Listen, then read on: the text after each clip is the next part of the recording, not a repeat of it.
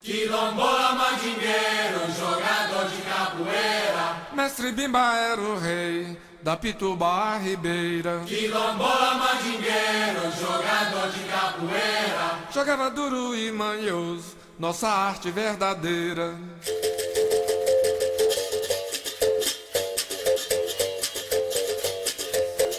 Brincadeira tem hora, jogar com garra e mandinga. Esse jogo é tioso, não é Angola, é capoeira de Bimba. Brincadeira tem hora, jogar com garra e mandinga. Esse jogo é tioso, não é Angola, é capoeira de Bimba. Brincadeira tem hora, jogar com garra e mandinga. Esse jogo é tioso, não é Angola, é capoeira de Bimba. Brincadeira tem hora, jogar com garra e mandinga. Esse jogo é tioso, não é Angola, é capoeira de Bimba.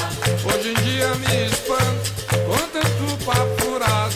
Se dizer que capoeira é somente brincadeira, esquecendo da história, seu passado de glória, como luta verdadeira. Capoeira é uma arte, todos chamam de valor. E usava a cabeçada, se livra do pecado. Capoeira é uma arte, todos chamam de valor. E usava a cabeçada, se livra do pecado.